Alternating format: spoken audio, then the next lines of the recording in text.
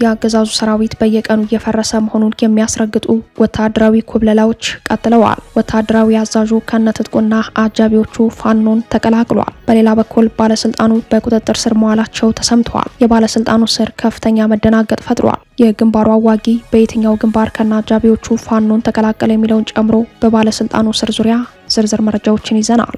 የጠቅላይ ሚኒስትሩ አማካሪ በድል ያገናኘን ሲሉ ተደምጠዋል። ህወሓት ደግሞ ለቀድሞ ሰራዊት አባላት የክተት ጥሪ በማቅረብ የጦርነት ዝግጅቱን አጠናክሮ ቀጥሏል። ጌታቸው ተፈናቃይ ፖለቲከኛ የሆኑበትን 1ኛ ዓመት ባከበሩበት ዕለት ትግራይ በድል እንገናኝ ብለዋል። የጌታቸው ድል የጦርነት ወይስ የፖለቲካ? ዜና መረጃችን ዝርዝር ምላሽ አለው። በጋሞ ዞን በደረሰ የጎርፍ አደጋ የሟቾች ቁጥር 64 ሲደርስ ሌሎች 64 ሰዎች ያሉበት አልታወቀም። ፍለጋው አሁንም እንደቀጠለ ነው። የሟቾች ቁጥር ከ100 በላይ እንደሚበልጥ ተገምቷል። አብራችሁን ስትዘልቁ ሙሉ መረጃውን ትሰማላችሁ። በብልጽግናና በአስመራ ገዢዎች በኩል ሲደረግ የቆየው የተናጠል ድርድር መክሸፉ ተሰምቷል። የአሜሪካ ውጭ ጉዳይ ሚኒስተር ማርኮ ሩቢዮ ከብልጽግናው አለቃ አብይ አህመድ ጋር በስልክ መክረዋል። ውይይቱ የተናጠል ድርድሩ በከሸፈ የኢራን አሜሪካ እስራኤል ጦርነት ተባብሶ በቀጠለበት ሁኔታ በመካሄዱ ትኩረት ስቧል። ለሰዓቱ የመረጥንላችሁ ቀጠናዊ ዜና ትንታኔያችን ነው። ኢራን የጥቃት ኢላማዋን እየቀያየረች ማጥቃቷን ቀጥላለች። የባላስቲክ ሚሳኤል አቅሟንም በማሳየት ላይ ነች። ይህንን ተከትሎ ኤፍቢአይ ለአሜሪካ ከባድ ማስጠንቀቂያ ሰጥቷል። ማስጠንቀቂያው ኢራን በአሜሪካ አደገኛ ጥቃት ለመፈጸም አቅዳለች ይላል። የሀገሪቱ ፕሬዝዳንት ዶናልድ ትራምፕ በበኩላቸው ጦርነቱ አልቋል ሲሉ ተሰምተዋል። ይህም ሌላኛው ዜና ትንታኔያችን ነው። ሰላም ጤና ስጥልን ውድ የጣና ቲቪ ተከታታይ ቤተሰቦቻችን፣ አብራችሁን ስትቆዩ እነዚህንና ሌሎች ዝርዝር መረጃዎችን ታደምጣላችሁ። የጣቢያችን የሰዓቱ ዜና መረጃና ዜና ትንታኔዎቻችን እንሆ ተጀምረዋል። እስከ መጨረሻው አብራችሁ እንድትቆዩ አክብሮታዊ ግብዣችን ነው።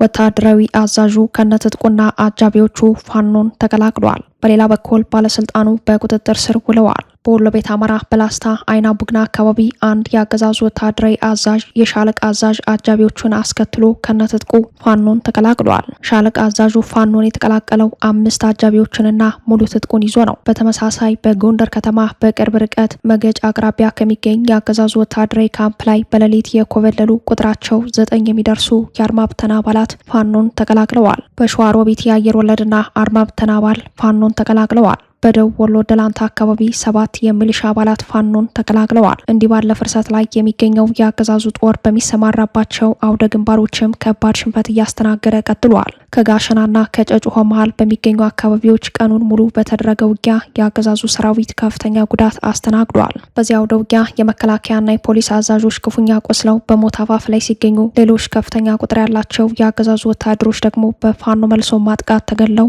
3 ቀበሌዎች ኮኬት፣ አግሪትና እጽበላ በተባሉ አካባቢዎች ህዝቡ በጥሩምባ ተጠርቶ ወጥቶ አስከሬን እንዲቀብር ታዟል። ይህ በእንዲህ እንዳለ ከፍተኛ ባለስልጣኑ በፌዴራል ፖሊስ ቁጥጥር ስር መዋሉ ተሰምተዋል። የኢትዮጵያ ነዳጅ አቅራቢ ድርጅት ዋና ስራ አስፈጻሚ አቶ እስመላለም ምህረቱ በፌዴራል ፖሊስ ቁጥጥር ስር መዋላቸው ተሰምተዋል። ባለስልጣኑ በቁጥጥር ስር የዋሉት ከነዳጅ ግዢ ሂደትና ከሀገር ውስጥ የነዳጅ ክምችት አያያዝ ጋር በተያያዘ በተነሳ ጥርጣሬ መሆኑ ነው የተገለጸው። ባለፈው ሰኞ ዕለት አቶ እስመላለም በቢሮአቸው መደበኛ የስራ ተግባራቸውን በማከናወን ላይ ያሉ የፌዴራል ፖሊስ አባላቱ በድርጅቱ ግቢ ውስጥ በመገኘት ጥብቅ ፍተሻ ካካሄዱ በኋላ በመጨረሻም በቁጥጥር ስር ውለዋል። የስራ አስፈጻሚው ስር ከሀገሪቱ የነዳጅ ዋስትናና ከግዥ ስምምነቶች ጋር ተያይዟል። የአገዛዙ የሲቪልና ወታደራዊ ባለስልጣናት በነዳጅ ኮንትሮባንድ ንግድ ውስጥ እጃቸውን በሰፊው አስገብተው በሀገሪቱ ኢኮኖሚ ላይ ከፍተኛ ጫና እየፈጠሩ እንደሆነ ከዚህ ቀደም በተደጋጋሚ መዘገባችን ይታወሳል። አገዛዙ አሁን በቁጥጥር ስር አዋልኳቸው የሚላቸውን ባለስልጣናት ዋነኞቹን የስልጣኑ አካል የሆኑትን እንዳልሆነ ታውቋል። በኢትዮጵያ ጥቁር ገበያ ነዳጅ በሊትር እስከ 500 ብር እየተሸጠ ሲሆን ይህ የተጋነነ የነዳጅ ዋጋና እጦት በከተሞች ከፍተኛ ቀውስ ያስከተለ ሆኗል።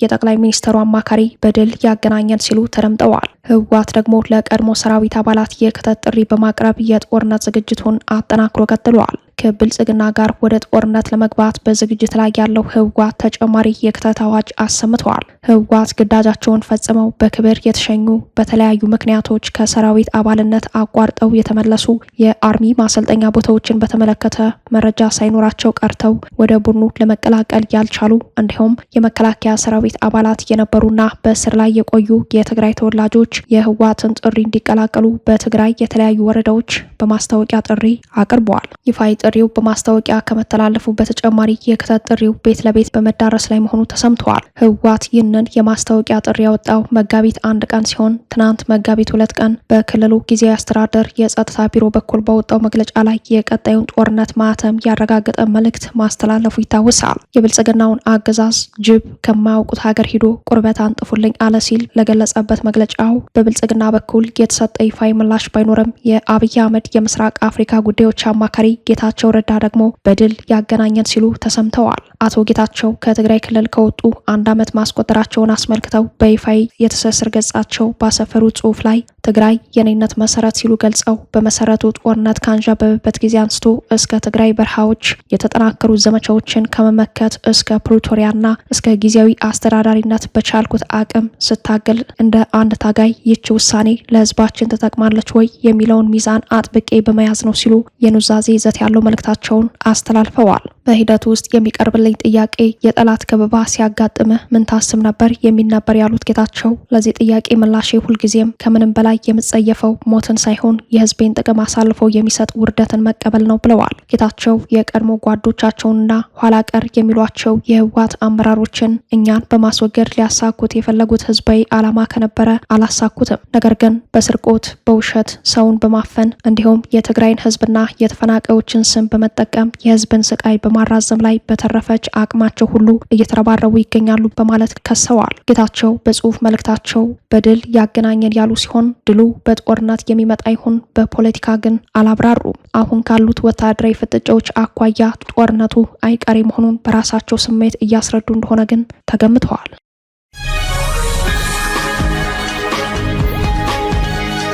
የቤንሻንጉል ጉሙዝ ክልል ልዩ ፖሊስና ሚሊሻ የኦህዴድ ሰራዊትና የኦነግ ሸኔ ታጣቂ ቡድን በየፊናቸው በመተከል የአማራ ተወላጆችን ቤት ለቤት እየዞሩ መግደላቸው ተሰምተዋል። እስካሁን ከ44 በላይ ንጹሐን መገደላቸው ታውቋል። ከ84 በላይ ቤቶች በጅምላ ተቃጥለዋል። በተመሳሳይ በወለጋም እልቂቱ አስከፊ ደረጃ ላይ ደርሰዋል። የአማራ ተወላጆች ዋና የጥቃት ኢላማ በሆኑበት መተከል ዞን አዲስ ጥቃት ተከፍተዋል። በዞኑ ድባጤ ወረዳ ስር ከሚገኙ በርካታ ቀበሌዎች የቤንሻንጉል ጉሙዝ ክልል ልዩ ፖሊስና የወረዳው ሚሊሻዎች ነዋሪዎችን ከቤታቸው እያፈናቀሉ በዞኑ ድባጤ ወረዳ ስር ከሚገኙ በርካታ ቀበሌዎች የቤንሻንጉል ጉሙዝ ክልል ልዩ ፖሊስና የወረዳው ሚሊሻዎች ነዋሪዎችን ከቤታቸው እያፈናቀሉ መኖሪያ ቤታቸውንና ንብረታቸውን በጅምላ እያቃጠሉ እንደሚገኙ ነዋሪዎች ተናግረዋል። ለደህንነታቸው ሲባል ስማቸው እንዳይጠቀስ የፈለጉ የድባጤ ወረዳ በጫቲ ቀበሌ የዓይን እማኝ በቅርብ የብልጽግና ባለስልጣናት በኦነግ ሸኔ ላይ እርምጃ ለመውሰድ ስለምንፈልግ ሁሉም ነዋሪ ቦታውን ለቆ ይውጣ የሚል ትዕዛዝ ከሰጡ በኋላ የኦነግ ታጣቂዎችን ጨምሮ በቅንጅት በሚመስል መልኩ ማጥቃታቸውን ይገልጻሉ። ትዕዛዙን ተከትሎ በተፈጸመው ጥቃት የድባጤ ወረዳ ነዋሪዎች ጊጵና በጫቲ ቀበሌዎች ስር ከሚገኙ ኦዶ፣ አባጣፊ፣ ዳማዳሲ፣ ቱስኪ፣ ጌሼ፣ ጎንጎ፣ ቆርቃ፣ ሶቦስሬና ጃጃባ ጊጋ አካባቢዎች የሚኖሩ ንጹሐን ዜጎች በተለይም የአማራ ተወላጆች በኃይል እንዲፈናቀሉ ተደርገዋል። ትዕዛዙን ያልተቀበሉ ቤት ለቤት ተገለዋል። ህዝቡ ከቤቱና ከንብረቱ ያለ ፈቃዱ ከተፈናቀለ ከወር ቆይታ በኋላ የጉሙዝ ልዩ ፖሊስና የቡላ አካባቢ ሚሊሻዎች ፍተሻ በሚል ሰበብ ከቡላ ወረዳ መጥተው ከየካቲት 18ና 19 ቀን 2018 ጀምሮ በጮቆርሳና ድባጤ ቀበሌዎች ከ80 በላይ ቤቶችን አቃጥለዋል። ከብቶችን ዘርፈዋል። ብዙ ንብረትም አውድመዋል። የጊጶ ወረዳ ጮቆርሳ ቀበሌ ነዋሪ መኖሪያ ቤታቸውና 150 ኩንታል በቆሎ መውደሙ በመረጃው ማሳያነት ተጠቅሰዋል። ከግድያ የተረፉ ተፈናቅለው በዛፍ ጥላ ስር ይገኛሉ። ነፍሰ ጡር ሴቶች፣ ህጻናትና አረጋውያን ያለ ቤት ሜዳ ላይ ተበትነው ለተለያዩ ህመሞችና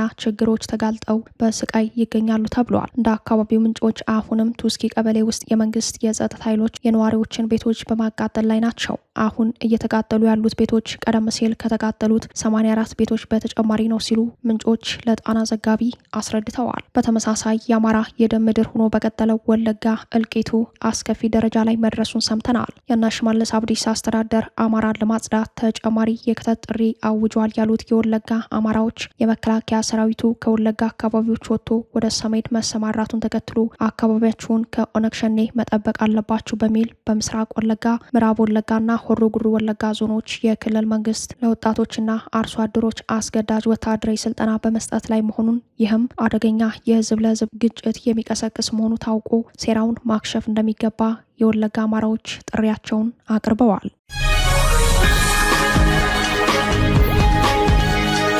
በጋሞ ዞን በደረሰ የጎርፍ አደጋ የሟቾች ቁጥር 64 ሲደርስ ሌሎች 64 ሰዎች ያሉበት አልታወቀም። ፍለጋው አሁንም እንደቀጠለ ነው። የሟቾች ቁጥር ከዚህም በላይ እንደሚበልጥ ታውቋል። በደቡብ ኢትዮጵያ ክልል ጋሞ ዞን በሚገኙ 3 ወረዳዎች የደረሰውን አሰቃቂ የጎርፍ አደጋና የመሬት ናዳ ተከትሎ የ64 ሰዎች አስከሬን መገኘቱንና የሌሎች 64 ሰዎች ያሉበት አለመታወቁን የዞኑ ፖሊስ መምሪያ አስታውቋል። በዞኑ በተከሰተው በዚህ አደጋ ሳቢያ በአጠቃላይ የጠፉ ሰዎች ቁጥር 128 መድረሱም ታውቋል። እስካሁን ባለው መረጃ መሰረት የ64 ሰዎች አስከሬን መገኘቱ ግን ተረጋግጧል። ከ3 ወረዳዎች መካከል ከባድ አደጋ ያስተናገደው የዳጮ ባባ ወረዳ ሲሆን በዚህ የ59 ሰዎች አስክሬን ተገኝተዋል። ቀሪዎች 5 አስክሬኖች ደግሞ በቦንኬና በከምባ ዙሪያ ወረዳዎች መገኘታቸውን ከአካባቢው ነዋሪዎች ያገኘነው መረጃ ያሳያል። ከዚህ በኋላ የነፍስ አድን ስራው የሚታሰብ ባለመሆኑ ትኩረቱ በቀሪ አስክሬኖች ፍለጋ ላይ ተደርጎ እየተሰራ እንደሚገኝ የአካባቢው ነዋሪዎች አስረድተዋል። በጋሞ ዞን ካምባ ዙሪያ ወረዳ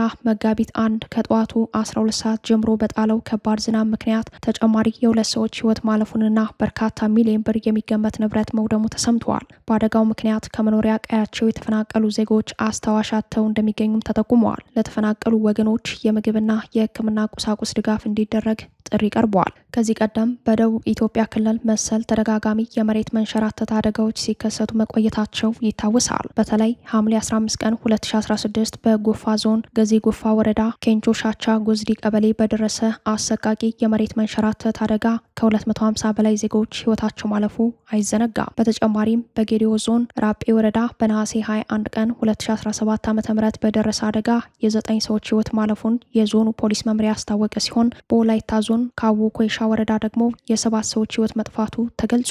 በተመሳሳይ ወቅት በሲዳማ ክልል ማዕከላዊ ሲዳማ ዞን የ11 ሰዎች እንዲሁም በደቡብ ምዕራብ ኢትዮጵያ ክልል ቤንች ሸኮ ዞን የ4 ሰዎች ህይወት በመሬት መንሸራተት አደጋ ማለፉ የሚታወስ ሲሆን የጋሞ ዞን አደጋም የዚሁ አሳሳቢ ክስተት አካል ነው።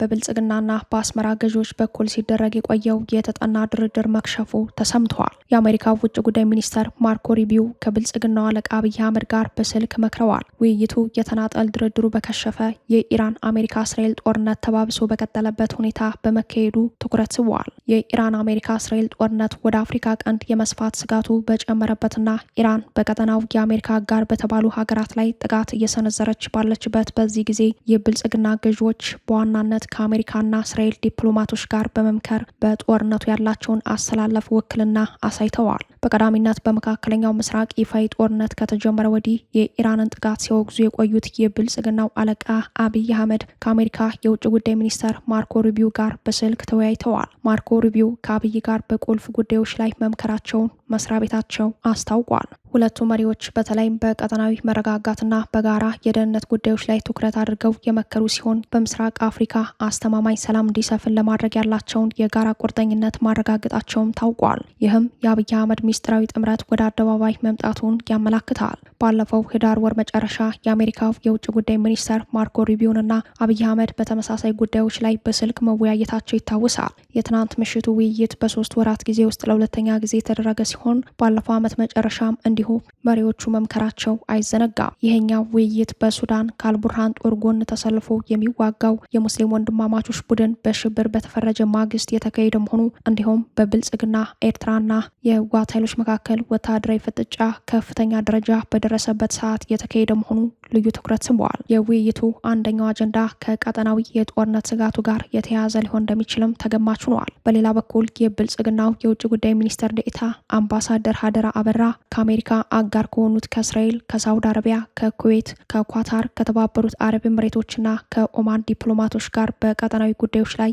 የተናጠል ውይይት አድርገዋል በሚል የተሰራጨው ዘገባ ከአስመራው መንግስት ጋር የተጀመረውን የተናጠል ድርድር በተመለከተ እንደሆነ የጣና የዲፕሎማቲክ ምንጮች አረጋግጠዋል። የብልጽግናው የውጭ ጉዳይ ሚኒስትር ዴኤታ አምባሳደር ሀደራ አበራ በተለየ ሁኔታ ከኳታርና ሳውዲ አምባሳደሮች ጋር ያደረጉት ውይይት የተናጠል ድርድሩ አካል እንደሆነ ምንጮች አስረድተዋል። የአስመራው መንግስት ለኢትዮጵያ ከንግድ ተጠቃሚነት ጋር በተያያዘ የወደብ ኪራይ ጉዳይ ለመነጋገር ፈቃደኛ ነኝ ቢልም ብልጽግና ያቀረበው የባህር በር ጥያቄ ውድቅ ማድረጉን ገልጸዋል። በሳውዲ አረቢያ የተጀመረው የተናጠል ድርድር የኳታርና የቱርክ ዲፕሎማቶች በጉዳዩ ላይ ቢገቡበትም በ4 ኪሎና አዲ ሃሎ የአስመራ ገዢዎች መካከል የተደረገው የተናጠል ድርድር ከሽፏል። ይህንን ተከትሎ ጦርነቱ በማንኛውም ሰዓት ሊፈነዳ ይችላል የሚለው ስጋት ተጨባጭ ሆኗል። የአሜሪካ ውጭ ጉዳይ ሚኒስተር ማርኮ ሩቢዮ ወደ ብልጽግናው አለቃ አብይ አህመድ ስልክ የደወሉበት ሌላኛው ምክንያትም ከዚሁ ድርድር መክሸፍ ጋር ተያይዞ ሊሆን እንደሚችል የዲፕሎማቲክ ምንጮች ጠቁመዋል። የሆነው ሆኖ በሳውዲ አረቢያ የተጀመረው የተናጠል ድርድር የኳታርና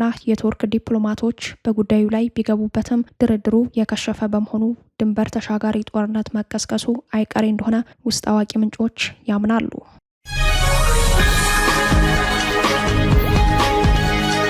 ኢራን የጥቃት ኢላማዋን እያቀያየረች ማጥቃቷን ቀጥላለች።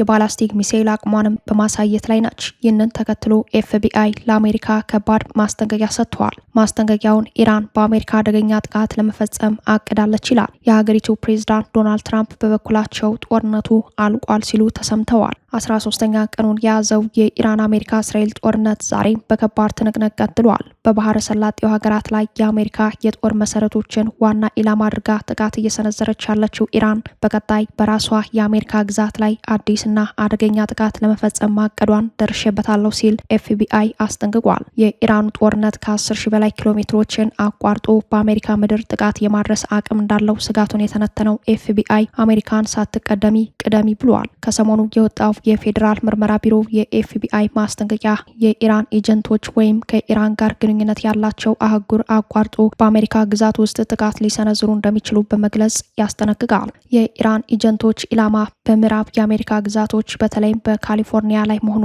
ኤፍቢአይ በስጋት ትንተናው አመላክተዋል። ኤቢሲ የተሰኘ የዜና ምንጭ የፌዴራል ቢሮና የካሊፎርኒያን ግዛት የወጡትን የማስጠንቀቂያ ጽሑፎች መመልከቱን ዘግቧል። የካሊፎርኒያው መሪ ጋቢን በማህበራዊ ሚዲያ ከሰሞኑ ባጋሩት መረጃ አስተዳደራቸው ከፌዴራል የጸጥታ ተቋማት ጋር በአግባቡና በየጊዜው እየተናበበ መሆኑን ገልጸው ካሊፎርኒያ ላይ በኢራን ኤጀንቶች ሊቃጣ ስለሚችል ጥቃት መረጃ እንደደረሳቸውና ጉዳዩን በጥብቅ እየተከታተሉ መሆኑን አመልክተዋል። አሁን ላይ ይህ ነው የሚባል የጥቃት ስጋት ባይኖርም በግዛታችን የትኛውም የአደጋ ጊዜ መልስ ለመስጠት በተጠንቀቅ ላይ ነን ሲሉ አክለዋል። ጦርነቱ በተጀመረ ፌብራሪ ወር ላይ በወጣ የደህንነት መረጃ በራሪ ወረቀት ኢራን በአሜሪካ ምድር ውስጥ ጥቃት ለማድረስ እንደምትፈልግ ጥቃቱ በድሮን ሊሆን እንደሚችል በተለይ ካልታወቀ የአሜሪካ የባህር ሰርጥ አካባቢና ካልታወቀ መርከብ ላይ ጥቃቱ ሊሰነዘር እንደሚችል ማስጠንቀቂያ ሰጥተዋል። በካሊፎርኒያ ጥቃቱ የትና በማን ላይ ኢላማ ሊያደርግ እንደሚችል ግን የተጠቀሰ ነገር የለም። ባለስልጣናቱ የደህንነት መረጃ ደርሶናል ቢሉም ነገሩ ፍንጭ እንጂ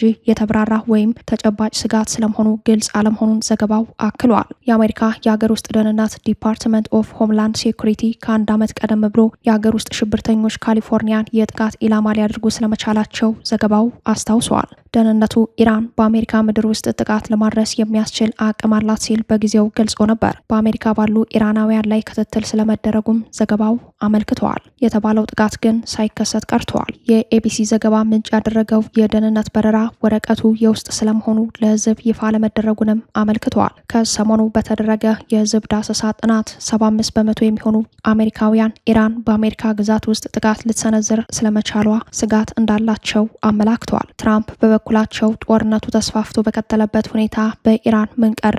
ሁሉንም ጨርሰናል፣ ጦርነቱ እያለቀ ነው ሲሉ ተሰምተዋል። በኢራን ምድር ውስጥ መመታት የሚገባው ወታደራዊ ሁሉ ኢላማ ተመትተዋል። ምንም የቀረ ነገር የለም። የቀረው ነገር ቢኖር እኔ ጦርነቱ ይቁም ብዬ ትዕዛዝ መስጠቴ ብቻ ነው። የባህር ኃይላቸው ወድሟል፣ የአየር ኃይላቸውም የለም። ወታደራዊ መገናኛቸው ከጥቅም ውጭ ሆኗል። ነገሩ አብቅተዋል። እንደው መወራጨት ካልሆነ ምንም የላቸውም ብለዋል። ሞገደኛው ፕሬዝዳንት ይህንን ቢሉም ኢራን የአሜሪካ ግዛትን የማጥቃት አቅም እንዳላት የሀገራቸው የፌዴራል ምርመራ ቢሮ ኤፍቢአይ ስጋቱን በመግለጽ ላይ ነው።